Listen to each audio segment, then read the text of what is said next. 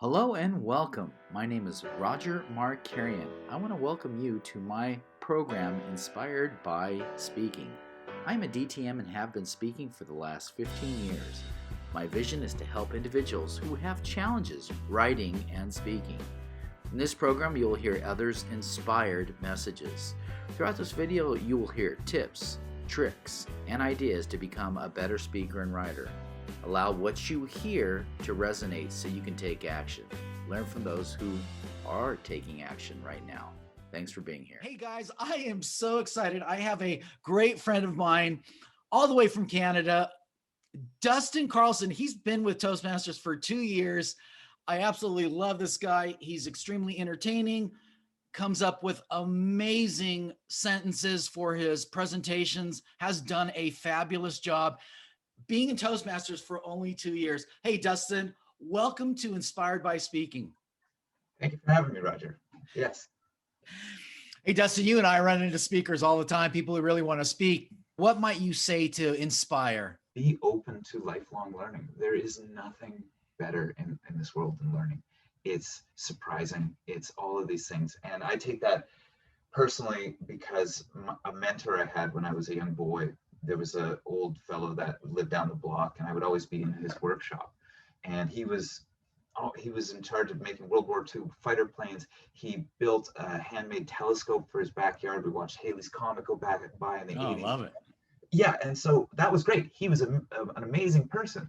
He retired, so to speak, away from his little shop. He went and downsized his home. 3 years later, at the age of 93, his mind was gone. It was apathy, and he died. So it's not about retirement. There's no golden carrot to chew on. That thing is chewy and crusty. It doesn't taste any good. The journey is everything. So having that along the way and in your Toastmasters journey, just realizing, okay, you'll make a product and it's okay to leave that behind, but be open to receiving new things and always adding to yourself and putting it there, because it's easy to become jaded and cynical, yes, but have some youth and innocence in you. It might take some culturing, but if you can just maybe even get around that. I mean, my own children are great for that. It's true. It's double-edged, because you want to feel old, hang around some young people. You want to feel young, hang around some young people. You can look at the same reality different ways. And this occurs.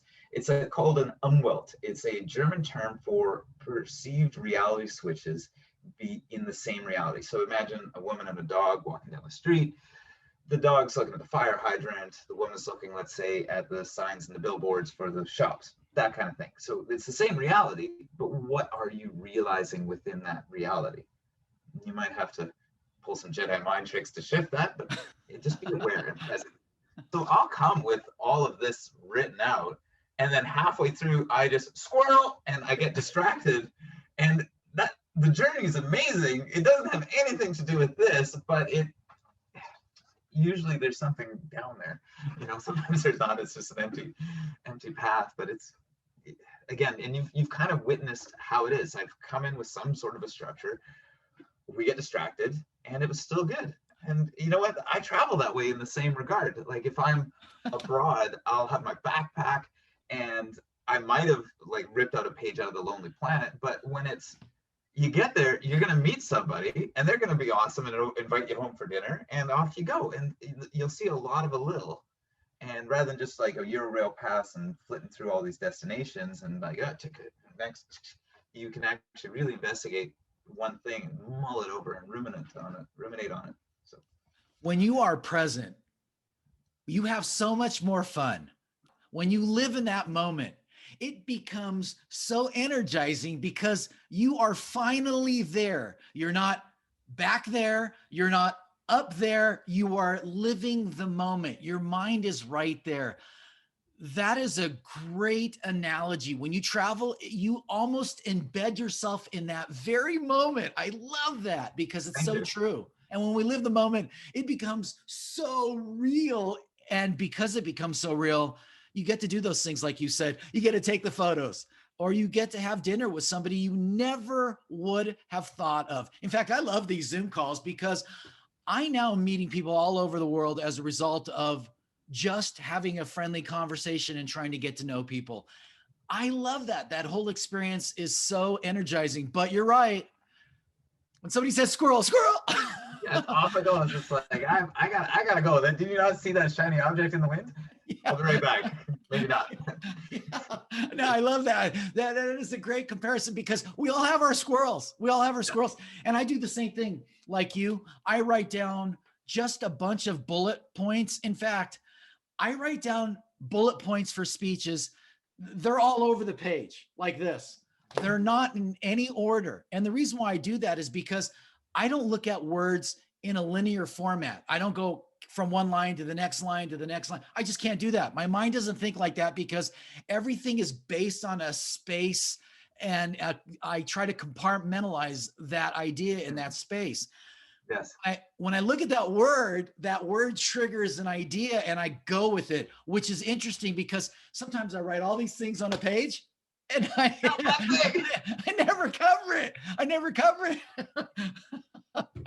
And I get that myself, and that's where I'm working on putting in my first, secondly, third, and conclusion, because otherwise it's just somebody's let the cat out of the bag, and where's Kitty? It's off the trail of dust, and it's for everybody. People like, because I get a lot of evaluations being like, that was super interesting and fascinating. Not sure what the hell I just saw. I got to tell you this. Cool. I did this presentation. Guess what? It was for a contest and I won. The best part is I had a friend, a mutual acquaintance, come out to me after the fact and said, Raj, that was great. How'd you come up with that? It's like, it's the one word. But he said, are you prepared to do it again? And I said, no, I just have to come up with another word. Which was hysterical. I was trying to capture my thoughts based on what I shared, and I wrote down a few bullet points. But when I gave the second presentation, it was so different from the first one. It was awesome. But it's amazing how we're so distracted, and if we don't take a moment. I love the comparison and the analogy that you said early on. You got to keep your pen and paper by you at all times. You never know, right? You never know when you're going to find that aha moment that comes into your life and you go, oh my God, there's the inspiration right there, right? Yeah, exactly. And it's, you put it very succinct. It is just thoughts, and it needs development, but without putting that down and recording that, it's going to just get lost when something else comes in the mind and pushes it out. And yeah, again, with your thoughts on the speech you gave, again, you were present there. That was being the zone, and you just felt it, and it was right. And I get nervous before performing in different regards, because I've open mic'd, I've done like emceeing and contests and such, and to be right before your time slot and not feel that flow yet is troubling. But as soon as the curtains pull, it's there. And absolutely. Just trust it's going to show up. It's going to show up. But demanding of it doesn't work that way. And I love that. That's also a great comparison, because there isn't anyone, Dustin, who probably doesn't feel that kind of anxiety, that kind of challenge, maybe a little palm sweat. Everyone goes through that. But when you hit the stage, or when you're on behind a lectern, everything just comes together and it flows because you trust it. It becomes part of that process, which is really, I think, where all that energy starts to flow, and you just have to slow it down a little bit. Like you said earlier, you got to put the butterflies in formation, but it's very normal. And this is something that everyone has to know. All those feelings that people get, they're just different levels of, I'm going to call it anxiety, that we kind of go through before we know we have to speak. I know exactly what you're talking about, because I didn't have to do it this time, but I did it a while ago. And I was the last person to speak. I was number 6. And I thought, oh my goodness, this is crazy. But there are a lot of techniques that you can do. A lot of people do this. They count their fingers and they slow down their mind and they meditate. slowly touching their fingertips. You probably can't. There we go. There we go. And then, you can close your eyes and you can visualize clouds going by really slow and just slowing down your breathing. A lot of times people will not get enough oxygen. And as a result, what ends up happening is they're almost constricting their blood vessels. They're not getting enough airflow. So because of that, what's happened? Their heart rate goes up. When their heart rate goes up, your body starts to go through all these physiological changes. And as a result of those changes, we no longer are on top of our game. We're like, oh my God, trying to recover, climbing out of the hole.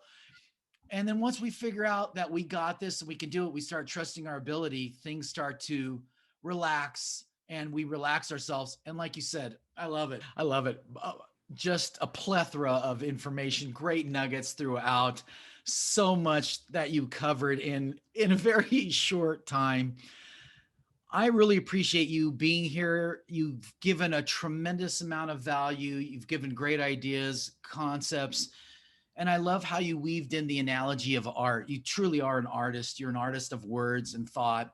And is anything permanent here? Is there anything here that you want to leave us with? Well, thank you for that, and I appreciate the praise. Who doesn't love who's a good boy? And it's great. But as a callback to what we were speaking on earlier, your thoughts of how this interview went are completely separate from mine. My own internal dialogue is riddled with things I could have and should have. Now, that is all of us. That is the human condition, and it's normal, and acceptance of that is one of the takeaways. And though it takes us out of the story, it's a way of building upon and growing our product or our output and our gift for another, which is really what it is.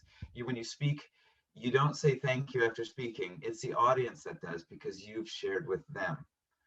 And so just don't be too hard on yourself. Use my own this'll-do plan, which is this will do. And you can move on from things that maybe you don't feel great, but it's not up to you to evaluate. It's on everybody else. Good day. Well, this will do. I want to thank Dustin Carlson. Thank you so much for being here. I really look forward to hearing you again. I hope to have you back on again. I hope you decide to come back. What do you think? 10 out of 10 would do again. Okay. Hey, thank you so much. And you have a great day. Take care. Hey guys, I have to tell you, this all happened after we signed off, but we were still recording on Zoom. But all this information was so impromptu and we had so much fun sharing together, as you can see. And there were so many great pieces of information that we were able to share in this interview as well. By all means, if you'd like to get a hold of myself or Dustin, send me an email at inspiredbyspeaking@gmail.com. We'd love to hear from you. Please leave Dustin some feedback on this. He would love to get some feedback. There were so many great nuggets here. I'm going to share with you just a few at the end of this. Have a great day, and thanks for being here.